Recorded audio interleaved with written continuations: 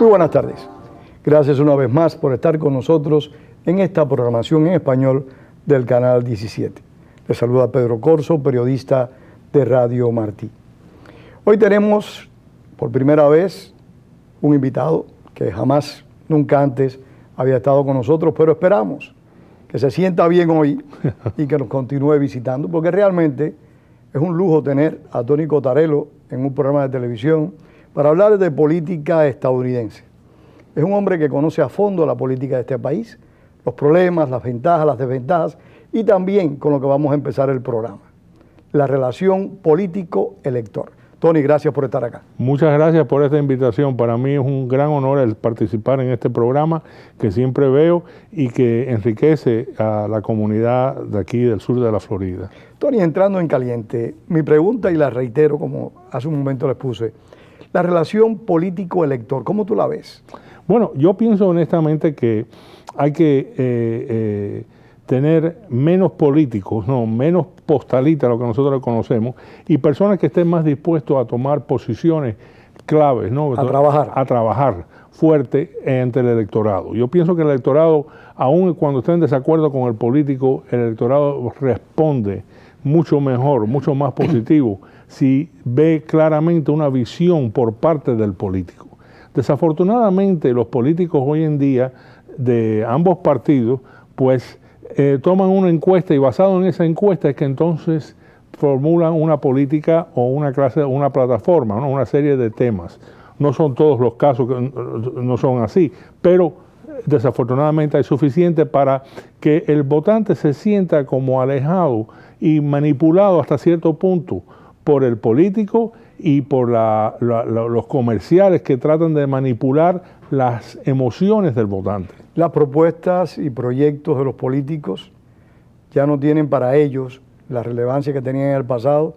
Hoy son más bien individuos que tratan de llegar al poder para determinar este tipo de ejecución, que en muchas ocasiones simplemente es para conjugar con sus intereses o con los intereses de quienes representan, que no siempre, y esta es mi perspectiva, es al pueblo. Pues efectivamente, por eso es que tú ves movimientos de reacción, ¿no?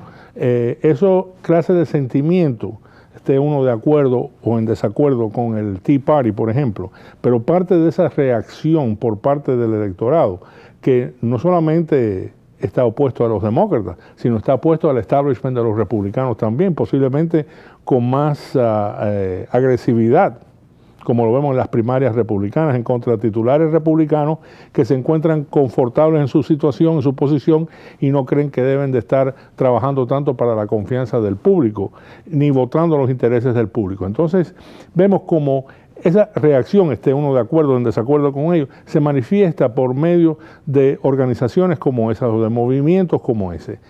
Políticamente e históricamente, este país ha tenido esos movimientos y esas causas por mucho tiempo, desde el principio hasta la actualidad. Lo tuvimos con el movimiento abolicionista, que fue mayormente basado en religión, en lo que era justicia, ¿no? Esa fue la inspiración. La inspiración del Partido Republicano, por ejemplo. Hubieron sus intereses políticos y económicos envueltos también en eso, pero fue mayormente un movimiento religioso de igualdad y de justicia. Lo vimos en la ley seca, que no funcionó, pero que tuvo un gran apoyo por parte del electorado americano, la gran mayoría, 3/4 partes. Pero también eran tiempos, y Tony, perdona que te interrumpa, eran tiempos donde el electorado participaba más. Participaba más y sin embargo teníamos menos medios de comunicación. Yo creo que ese es el problema. Leíamos más, no teníamos los medios de comunicaciones visuales, pero teníamos el periódico y había muchos debates públicos, muchos foros públicos que el electorado se sentía había menos competencia, en otras palabras, yo creo, en términos de atraer al votante, de la atención del votante. Yo creo que el electorado tiene un serio problema y es que está saturado de información. Son muchos los medios, hay una libertad y gracias a Dios que la tenemos y ojalá que exista siempre. Y que siempre existe, que se aumente y que se extienda a todas las partes del mundo. Pero lo que duele, y lo que le duele al votante, en mi caso y en tu caso, lo que nos duele a nosotros son el hecho de la importancia que está o que ha cobrado ya el dinero en una campaña electoral. Ese es el problema. El hecho de que no hayan restricciones a los aportes de los políticos y el hecho de que los políticos ya no demuestren, como tú decías al principio, compromisos con sus propuestas. Sino mayormente tratan de tomar encuestas que les den una idea de cómo es que se siente el pueblo, qué temas y qué manera, cómo presentar los temas de campaña. Y eso es muy triste porque quita mucha parte de la autenticidad que existía anteriormente entre la relación entre el político, el líder cívico y el votante que se interesa por su país. Yo creo que eso es muy triste. También uno tiene que ver que hoy en día las campañas son carísimas, ¿no? Yo me recuerdo cuando Richard Nixon aspiró en el año 68, le costó $35 millones. Y todo el mundo pensó que aquello era mucho dinero. Y hoy en día se gastan billones, miles de millones de dólares en campañas políticas de ambas partes y no hay esa relación con el votante. Sin embargo, menos y menos tenemos participación por parte del votante. O sea, que algo está pasando, ¿no? Que no le choca al votante. Y todos estos dineros que se gastan, quiero decir, muchos no solamente van a los medios de comunicación por medio de publicidad, sino también van para los consultores. Los consultores no es el pueblo tanto que impacta al político, ¿no? Lo modifica su posición política, tanto como es los consultores que son los que le dicen lo que tienen que decir, cómo decirlo para mejor apelación por parte de los votantes. Los que supuestamente interpretan la realidad. Pero decías del dinero, y en este país existe un refrán que dicen que el que paga, manda. Ese dinero, la mayor parte de ese dinero no viene de ciudadanos comunes y corrientes, viene en ocasiones de corporaciones o de intereses como se denominan especiales. Eso implica de que los políticos en su inmensa mayoría, cuando son electos, tienen compromisos ya con grupos de poder. Efectivamente.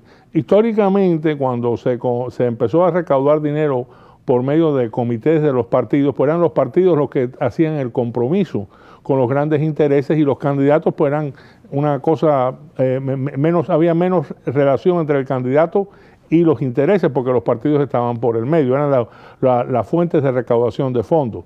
Después empezó, y esto empezó yo creo que fue en el 64, cuando la campaña de Barry Goldwater, las solicitudes por correo, lo que se llama direct mail, y entonces se aumentó el número de porcentaje de ciudadanos que contribuían $25 o menos para una candidatura. Eso, pues, como es natural, tuvo una gran una aprobación por parte del electorado porque veía que tenía impacto.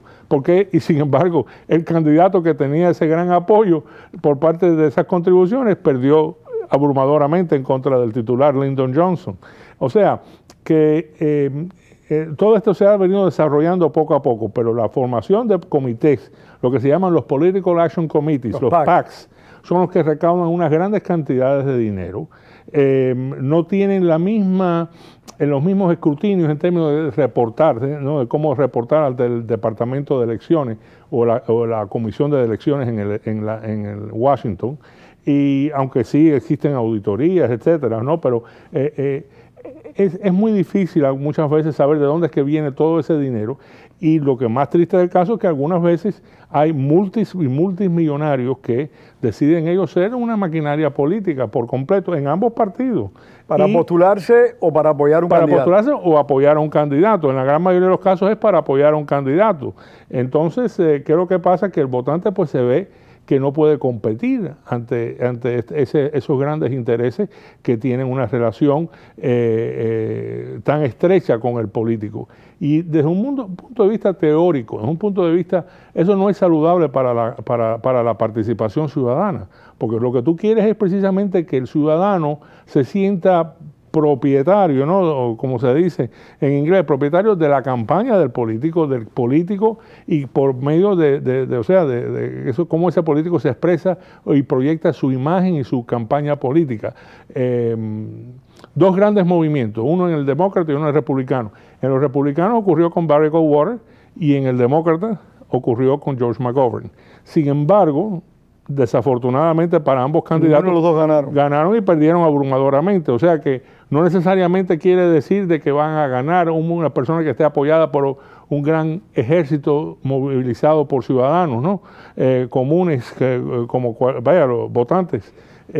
Pero sí, lo que sí significa es que esos movimientos, pues, dejaron su huella desde el punto de vista que se desarrollaron todas esas personas que eran atraídas al proceso electoral a ser ellos candidatos en un futuro. El fracaso de esos dos postulantes que contaron con apoyo popular no habrá sido el factor que ha determinado que en la política actual esté jugando un rol tan importante los consejeros, como tú le llamas, esos mediadores, consultores, y que también el dinero juegue el otro rol. Exactamente. Yo creo que eso tiene mucho que ver con la manera que el pueblo poco a poco ha perdido confianza en el político y se ha ido más y más desasociándose con el sistema, con el proceso. Y yo creo que lo importante que uno debe tener en mente es de que antiguamente lo que contaba en un político era su manera de pensar, ¿no? En ambos partidos siempre han habido lo que se llaman los puritanos, ¿no? Puritanos desde el punto de vista que quieren que el candidato de su partido refleje el pensamiento estricto de esa ideología o filosofía que empuja a ese partido. Y no necesariamente que vaya a ganar, pero que simplemente manifieste esa manera de pensar. Existe en el republicano con los religiosos, los miembros del Tea Party, los miembros derechistas, de la derecha, con respecto a todos los temas que ellos enfatizan. Existen en la parte del demócrata, por medio de los ambientalistas, por medio de las personas que creen en reformas en cierta manera de la vida social, y también aquellas personas que están a favor de que el gobierno participe más en la vida privada de los seres humanos, en términos de impuestos, etcétera, etcétera, etcétera. Miran al gobierno como en polos aparte, ¿no? Totalmente y diamétricamente están opuestos unos a los otros filosóficamente. Pero ya esas personas son reemplazadas por aquellas personas que dicen, bueno, todo eso, toda esa filosofía que cada uno de los partidos representa es muy buena, pero lo que cuenta al final del día es si ganas. Sin duda alguna, eso es fundamental. Fundamental, porque Ronald Reagan decía, porque siempre este problema que hemos tenido en el Partido Republicano, que han tenido los republicanos de aquellos que son más derechistas, aquellos que son moderados, liberales, etcétera, Reagan decía, mira, es mejor nominar a una persona que tenga más chance de ganar y con uno esté de acuerdo 80%, que elegir a una persona como candidato nuestro que votar por un candidato nuestro que estemos de acuerdo 100%, pero que no vaya a ganar y vaya a ganar un demócrata con el cual estamos en desacuerdo un 90 o un 100%.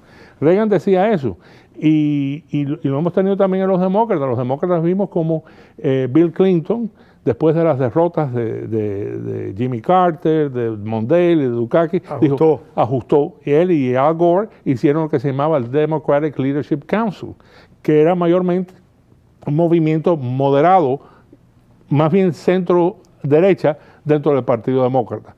Y eso fue lo que lo ayudó a salir electo de eso, y la candidatura de Ross Perot, por supuesto. Pero eso lo ayudó mucho para él salir electo. ¿Cómo el votante, el elector, puede cambiar esta situación? ¿O cómo la pueden cambiar los políticos? ¿Cómo se puede lograr que haya una mayor participación electoral del ciudadano? Si vamos, las elecciones de medio tiempo tienen poca participación. Sí. Las elecciones de mayor participación, pero tampoco es apabullante, son las elecciones presidenciales.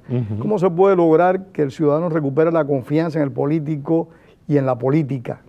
Bueno, yo creo que se puede, basado en reclutar que los partidos políticos y que los ciudadanos que son envueltos en los comités de campaña de ambos partidos, que muchos de ellos son ciudadanos como tú y yo, no son personas poderosas ni mucho menos, son personas que les preocupa el futuro del país en ambos lados, en ambos partidos, pues que traten de reclutar a candidatos que reflejen esos mismos pensamientos y que vengan mayormente de nuestros rangos. Personas que estén más dispuestas a hacer campaña, a trabajar, a caminar, a dar puerta por puerta. ¿Cómo eran las campañas? Exactamente, y que hagan más énfasis en el contacto con el ciudadano, que necesariamente sea mucho más factible para él que el tener que recaudar grandes cantidades de dinero. Date cuenta, hoy en día es tan caro el aspirar, que para aspirar antiguamente tú tenías que llenar una solicitud, una clase de loyalty oath, una clase de juramento de que eres votante de tal partido, etcétera, llenar ciertos papeles y más nada, ¿no? Pagar la cantidad que tenías que pagar y todo. Hoy en día, si quieres aspirar para un cargo federal, por ejemplo, pues tienes no solamente que hacer todo ese papeleo, sino además de eso tienes que nombrar un abogado, porque un abogado para que te interprete todos los reglamentos electorales que existen, porque ningún ciudadano puede entenderlo, tienes que emplear un contador para que no solamente te interprete todos los reglamentos de contabilidad, sino para que también pueda lidiar con las diferentes comisiones electorales que supervisan y monitorean el proceso electoral. Ya de base, sin ganar, se establece una burocracia. Sin ganar, se establece ya una burocracia que la tienes que sostener, porque muchas personas lo hacen por amistad, pero mi experiencia ha sido que cuando las personas lo hacen por amistad, no necesariamente hacen tan buena labor como las personas que son contratadas. No se cumple de la misma manera. No, y si se cumple, se cumple, pero cuesta más trabajo. En otras palabras, el candidato se siente más confiado cuando tiene que pagar por el servicio porque puede exigir más es que cuando es por medio de una amistad. La persona que por amistad te está haciendo el trabajo tenga que trabajar también. O sea, y tenga sus obligaciones, tiene claro, sus obligaciones. Pero entonces el candidato tiene pena exigirle a esa persona porque lo está haciendo gratis. Mientras que si paga por eso, por lo menos tiene el derecho a exigir y a mantener contable a todo el mundo. Bueno, confiemos que los electores logren que los políticos cambien, o lo que sería mejor, que surgieran nuevos políticos, porque realmente, desde mi perspectiva, a mí me parece como que la clase política de este país ha ido envejeciendo a todos los niveles. O sea, esa posibilidad de reelección constante y permanente, desde los consejos municipales en muchos lugares, y aquí fue eliminado, pero así no era antes, hasta posiciones como el Congreso Federal. 95% de los congresistas son reelegidos.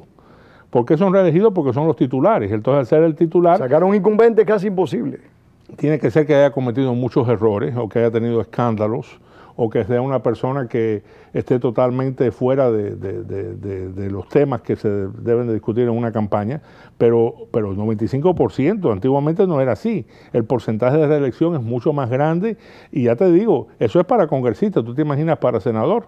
Para senador federal tiene que contar en cualquier estado fácilmente con $10 millones. Yo creo que ahí debería venir una reforma que estableciera límites a esos mandatos. Sí, bueno, se habla de eso también, pero entonces tienes a personas constitucionalistas que te dicen, bueno, pero eso no fue lo que los padres de la Constitución querían. ¿Por qué? Porque ellos, fíjate que ellos no le pusieron límites a los términos que Washington pudiera aspirar. Pues Washington podía haber aspirado más. Eso no viene hasta el año 52. Establecimos un principio que no se ha violentado, a excepción durante Roosevelt. Bueno, por el año, eso fue en la enmienda 23, que los republicanos que controlaron el Congreso por un periodo breve la pasaron precisamente para que no crearan otro Roosevelt, lo cual, para que los demócratas no pudieran crear otro Roosevelt, pero después le pesó mucho porque vino Eisenhower, y Eisenhower si hubiera aspirado a un tercer periodo hubiera ganado aún contra Kennedy.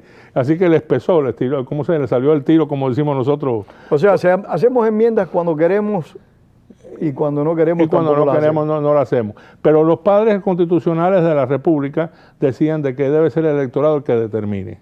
Que ya uno poniendo límites, uno está predeterminándole a las masas del pueblo a quienes deben de elegir y a quienes no pueden elegir. Y que eso se le debe dar la determinación al electorado a que escoja entre los que sean más merecedores de su voto. Como decíamos en mi escuela, eso suena muy bonito.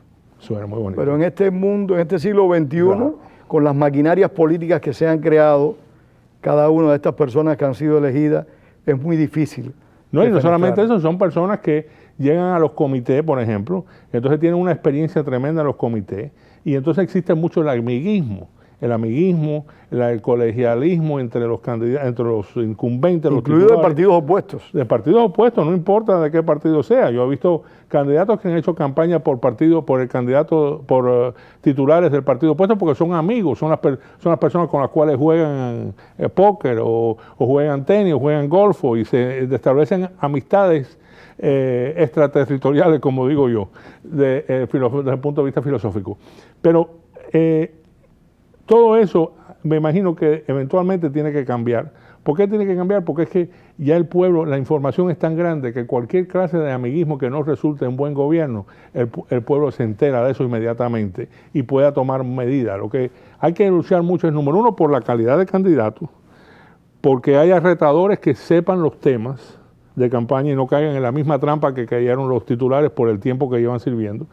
Y número tres, porque los medios de comunicación se interesen en tener, por ejemplo, foros gratis donde los candidatos puedan aparecer y puedan hablar y la persona pueda escoger al candidato no solamente en lo que ven en un comercial de 1 minuto o de 30 segundos, sino lo puede hacer a nivel o sea, entero, el candidato en su totalidad.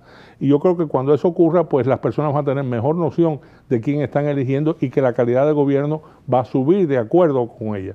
Yo sí todo te digo que el sistema funciona hasta cierto punto, pero yo creo que va en declive precisamente por esos grandes intereses. Hay que reformarlo, sin duda. Hay que reformarlo porque si no, yo creo que todos vamos a terminar pagando, ¿no?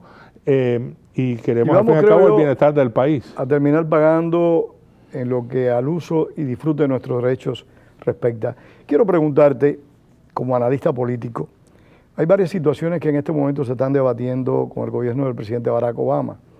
La situación que está aconteciendo en Ucrania, la visión política hacia América Latina, que realmente es prácticamente nula desde la visión de muchos analistas. No existe. Quisiera conocer la tuya. Y en términos generales también en política interior. Es como que es mejor candidato el presidente Obama que presidente. Sí, el candidato Obama ha demostrado ser mucho más alerta, o por lo menos comunicar un mensaje de mucha más energía al electorado. También hay que ser justo, ¿no? Los problemas que él afrontó cuando subió a la presidencia son problemas bastante serios, ¿no? Pero así todo, yo pienso que... han pasado 5 años. Exactamente. Y además de eso también, una cosa sí al principio pues todo el enfoque era en culpar a Bush, ¿no? Esto es culpa de Bush, esto lo heredamos de Bush. Pero bueno, ya después de 5 años tú dices, bueno, pero ya hasta cuándo vamos a estar culpando a Bush, ¿no? Ahora estos son tus problemas. Pero el problema es el siguiente, que yo pienso que él le ha puesto en algunas cosas mucho más énfasis que en otras, ¿no? Cuando subió a la presidencia, el problema que más azotaba al pueblo americano era la economía, ¿no? Y sin embargo, fuera de 2 o 3 medidas que hizo, ¿no? Todo el énfasis político fue en la reforma de la salud, que fue muy costosa para la administración de Bill Clinton en los 2 primeros años, que tenía el Congreso a su favor, por eso la abandonó.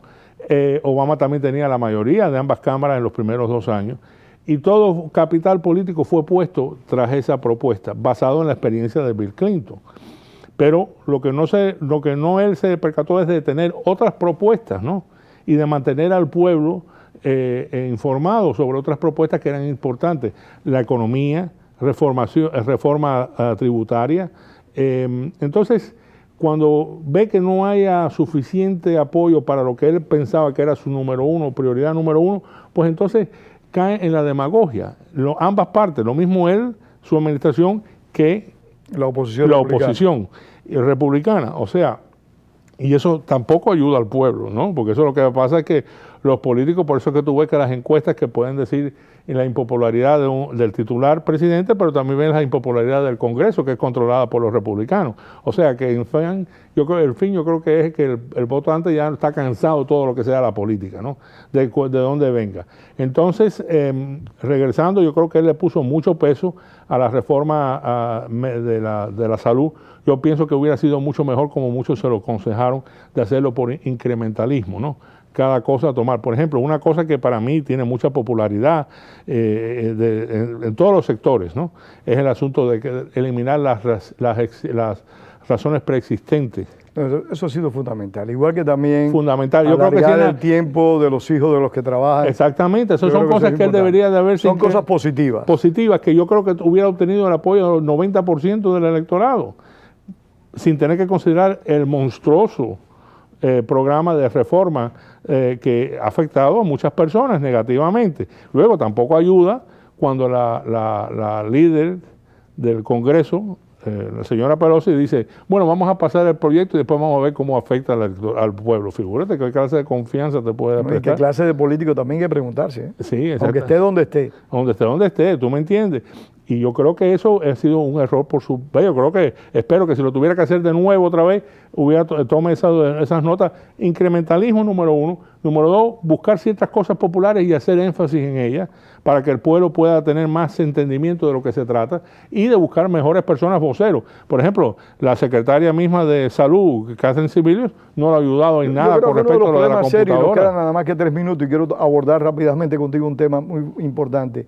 Yo creo que uno de los problemas serios del presidente Obama ha sido el no tomar decisiones drásticas con sus colaboradores, cuando estos han cometido errores. Cuando ha cometido errores, si él es el primero que tiene que tomar las medidas y de dejar a quien sea, o sea, y de alarle las orejas a quien sea. Pero él ha protegido a todo el mundo dentro de su administración por Eso los se errores. parece un poco al presidente Bush, ¿eh? Y eso yo creo que fue negativo nefasto para al Bush, presidente. para el nefasto Bush, con lo de Katrina, por ejemplo. Claro que al fin y al cabo terminó dejando fuera al hombre que coordinó que no coordinó correctamente los esfuerzos de Katrina y le costó. Ese fue, yo creo que el primer desgaste político de No, Bush. y también con el secretario de Justicia en su momento, y ocurrió también con el, No, con pero el te digo, vicepresidente. No podía hacer nada. Desde el principio. Desde el principio Quedan se 2 costó minutos, mucho. Tony, Y la imagen fue muy negativa de él sin saber lo que estaba haciendo, caminando por las calles de Nueva Orleans. De verdad que sí. Muy mal, muy mal. Eso fue Aunque nefasto. parte de la responsabilidad la tiene que tener la gobernadora Por supuesto. y el alcalde de la ciudad. Quedan 2 minutos. ¿Cómo ve las elecciones del 2016? Chicos, 2016 veo unas elecciones que hoy en día todo el mundo ve la inevitabilidad de Hillary Clinton, y efectivamente si las elecciones fueran hoy, Hillary Clinton saliera electa. Pero ella también era la candidata inevitable en el 2008, y sin embargo vimos que una persona que no tenía esa trayectoria política como el senador Barack Obama en aquel entonces salió, y una cosa fulminante, un buen candidato con un gran expediente desde el punto de vista popular del pueblo americano, y perdió. O sea que todo puede pasar de aquí a allá en el 2016 por parte de los demócratas, aunque ahora ella tiene una popularidad tremenda sobre el vicepresidente Joe Biden, que es el otro que está Kerry, aspirando. ¿no crees que...? Kerry no creo que vuelva otra vez. Hay otros gobernadores demócratas como O'Malley de Maryland que está interesado. Hay otros senadores que pueden tener su interés, pero mayormente es Biden el que le miran como una adversario a ella, y no creo que tenga de verdad el apoyo que ella pudiera tener para ganar las primarias. Entre los republicanos, nadie sabe quién va a ser el candidato. No creo que haya nadie definido que pueda ser el candidato, el puntero de los republicanos. Todos tienen la misma popularidad, todos tienen las mismas ventajas y las desventajas, sus puntos fuertes y ¿Lo ves a sus Bush puntos débiles. como posible candidato ayer? Sí lo veo como posible candidato, pero también lo veo que va a tener una batalla bastante fuerte en la candidatura republicana, porque tal como existen los demócratas, que hay personas que dicen, bueno, vamos a tener un cambio, también existe en el Partido Republicano. Yo creo que tenemos buenos candidatos en ambas partes, en la parte de los demócratas y en parte de los republicanos, pero que en sí no hay una idea exacta de qué dirección tomar. Vamos a ir. Muchísimas gracias, Tony. Muchísimas gracias a ustedes por haber estado con nosotros esta tarde. Tony Cotarello, espero que vuelvas a visitarnos Con mucho en otra gusto. oportunidad. Recuerden, como decía el apóstol José Martí, la palabra es para decir la verdad, no para encubrirla. Tengan todos muy buenas tardes.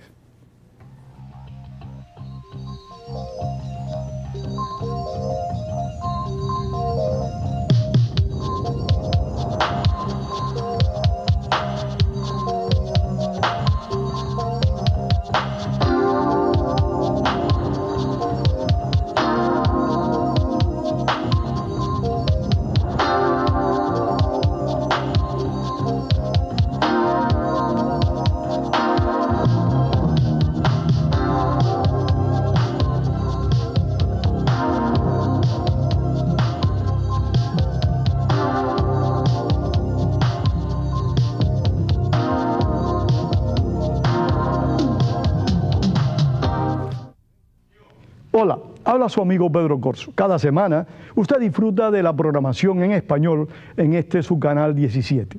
Esto no sería posible si no es por la ayuda financiera que usted le da a este canal 17.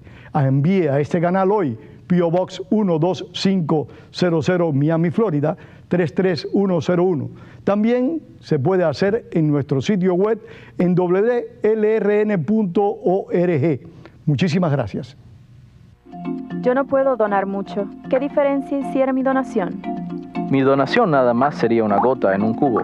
No creo que ellos necesiten mi pequeña contribución. No es mucho, pero es lo que puedo donar.